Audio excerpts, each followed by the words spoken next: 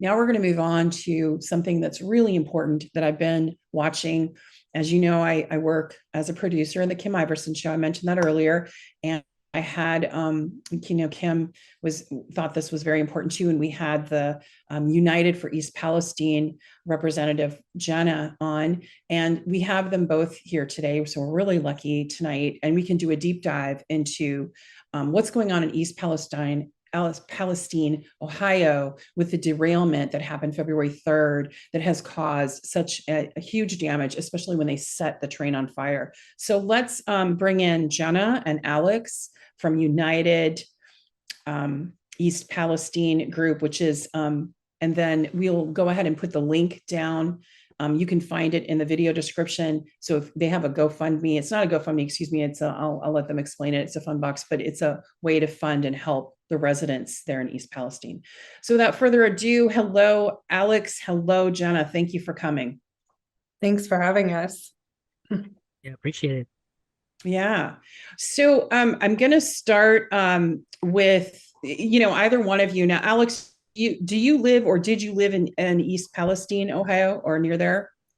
No, I don't even think I've ever been to Ohio. I reached out Okay. to Jenna and Emily, who are the co-founders of the Facebook group United for East Palestine, Ohio, around the time, I think maybe around week 2 or 3. I found out about this pretty early on because I'm a solidarity member with Railroad Workers United, so I get their newsletter. And so I found out about this like just the day after it happened, and I was just trying to see if I could help.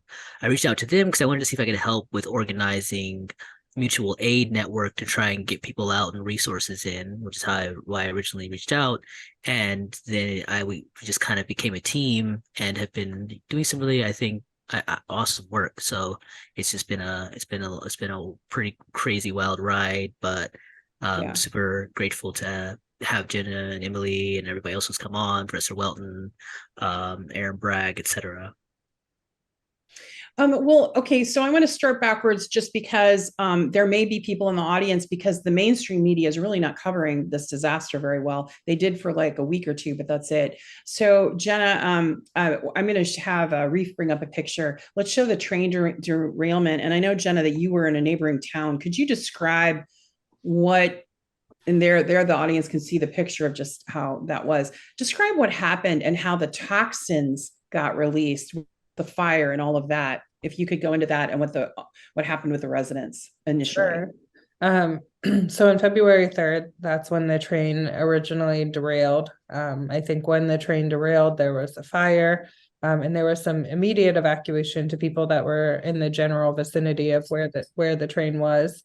And then I think like when it had first happened, we knew that people were evacuated because of the fire. But nobody really knew what was on any of the train cars until I think it came out a couple days later that there was like some different chemicals in the train car, and there was apologies, there was a chance that they could explode. And so then there was a decision made to just burn them, like on purpose. So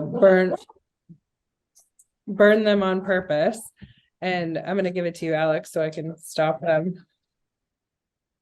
Okay. So the summation of it is there are a lot of inconsistencies with what should have happened and what actually wound up happening, Okay. from the perspective of anybody everybody we have spoken to with any knowledge of how these types of chemicals should be transported, what should happen if they're ever set on fire, etc.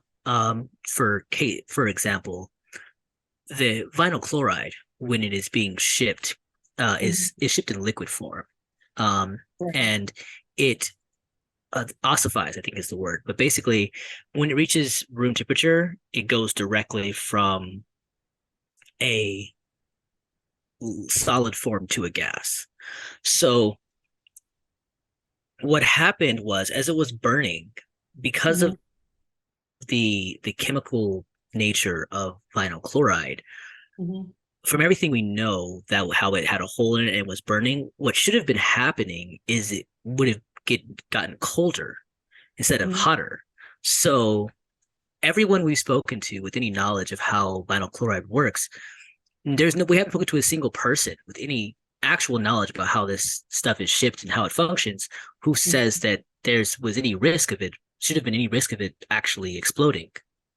Um, and what we also know is that Norfolk Southern, when asked who made the call to set it on fire, they allude that it was the fire chief.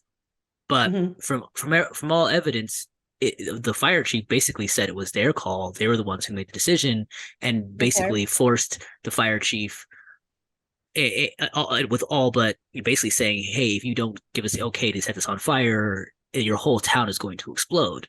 But Well, the problem is, by all available evidence, that was a lie, and they knew it was a lie. And so then we have the question of why they chose to set it on fire. And then, even if we say, for the sake of argument, that there was a valid reason to set that one car full of vinyl chloride on fire, they set 5 cars full of vinyl chloride on fire. Only one had a puncture and was burning. So why did they yeah. set the other cars of vinyl chloride on fire? And they set other things beside vinyl chloride on fire, such as frozen vegetables, which is just adding carbon into a stew of burning chloride, which is just going to increase the amount of um, Well, other okay. compounds that will be Let synthesized by me the fire. let me stop you right there for just a second. Audience, could you explain, because vinyl chloride, I mean, I know it's a poison, but could you explain like what that means to release a toxin like vinyl chloride, what that can do to the human body or to animals? The vinyl chloride by itself, if that was the only thing that had been released, which it wasn't by any stretch, is extremely toxic. And when I say extremely, I'll put it like this: there was a study done by a medical researcher who I think is in Pennsylvania, Mhm. and we can link it. And she found that while testing mice, and giving them the what was considered the safe amount of vinyl chloride, exposing that and measuring that they had the safe amount of vinyl chloride in their liver, what she found is that 100% of them died um, due to Wow. cancer. So that's vinyl chloride. In terms of acute exposure, it's one of the most toxic things that a person can be exposed to. And But that's just one of the compounds that were released that day. That's only one, right? right, so that the thing is, when you set something on fire, you cause a chemical reaction. And when you set Right. a bunch of things on fire together, you cause a bunch of chemical reactions to happen in a bunch of different sequences. So the vinyl chloride that was set on fire with all those other things, including the paint from the trains, all of the chemicals that were there, when you set them on fire, you cause them to react chemically and create new chemicals that weren't there in the first place.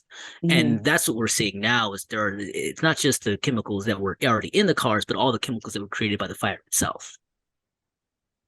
That's amazing. I mean, that they were so reckless, or it was purposely done, as you said, with intent.